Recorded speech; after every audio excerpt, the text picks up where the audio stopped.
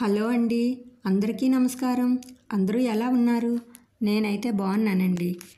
ఇక్కడ వచ్చేసి ముందు రోజు నైటే అయితే స్టవ్ అంతా క్లీన్ చేసి ఉంచుకున్నానండి. తర్వాత మార్నింగ్ లేచిన తర్వాత గుమ్మం ముందు తుడిచి మాప్ అయితే పెట్టుకొని ముగ్గు అయితే పెట్టుకుంటున్నానండి. ఈ ముగ్గు ఎలా ఉందో ఒకసారి కామెంట్ సెక్షన్లో తెలియచేయండి. తర్వాత ఇంట్లోకి వెళ్ళి ఇల్లంతా ఒకసారి క్లీన్ చేసుకున్నానండి. ఈ క్లీనింగ్ అయిపోయిన తర్వాత మాప్ అయితే పెట్టుకుంటున్నానండి. మార్నింగే ఇల్లంతా నీట్గా ఉంటే మనం హాయిగా ఉన్నట్టు అనిపిస్తుందండి.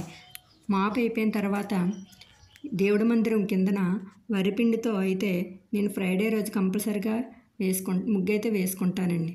తర్వాత పూజ అయితే చేసుకుంటున్నానండి. పూజలో కంపల్సరిగా నేను ఫ్రైడే రోజు సాంబ్రాణి అయితే వేసుకుంటానండి. వీక్లో వన్స్ ఇంట్లో సాంబ్రాణి అయితే వేసుకుంటే నీట్గా అదొక పాజిటివిటీగా అనిపిస్తుంది. ఆ రోజు ఇల్లంతా నేనైతే సాంబ్రాణి అయితే వేసుకుంటానండి. అదే పూజ అయిపోయిన తర్వాత ఇంట్లో పూజ అయిపోయాక తులసమ్మకైతే పూజ అయితే చేసుకుంటానండి. ఈ ఫ్రైడే రోజు పసుపు కుంకుమ తులసమ్మకైతే కంపల్సరిగా పెడతానండి. ఈ పూజ అయిపోయిన తర్వాత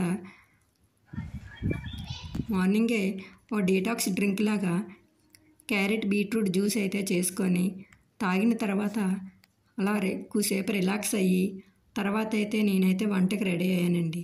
వంటలో ముందుగానే అన్నం అయితే వండుకొని తర్వాత రెట్టికాయ ఫ్రైకి అయితే నేను ముందుగానే రెడీ చేసి ఉంచుకున్నానండి.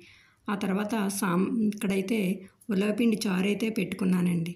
ఉలవపిండి చారు అయిపోయిన తర్వాత మొత్తం వంట అంతా అయిపోయిన తర్వాత ఈరోజు ఫ్రిడ్జ్ అయితే క్లీన్ చేసుకుంటున్నానండి. ఫ్రిడ్జ్ అంతా క్లీన్ చేసుకొని ఆ ఫ్రిడ్జ్ డ్రై అయ్యేలోగా మొత్తం ఫ్రిడ్జ్లో షెల్ఫ్లన్నీ షీట్స్ మొత్తం అన్నీ తోముకొని ఆరబెట్టుకున్నానండి. మొత్తం డ్రై అయిపోయిన తర్వాత ఫ్రిడ్జ్ అయితే నీట్గా సర్దుకొని ఉంచుకున్నానండి. ఈరోజు వ్లాగ్ అండి ఇది. ఎలా ఉందో ఒకసారి చెప్పండి మీరు చూసిన తర్వాత.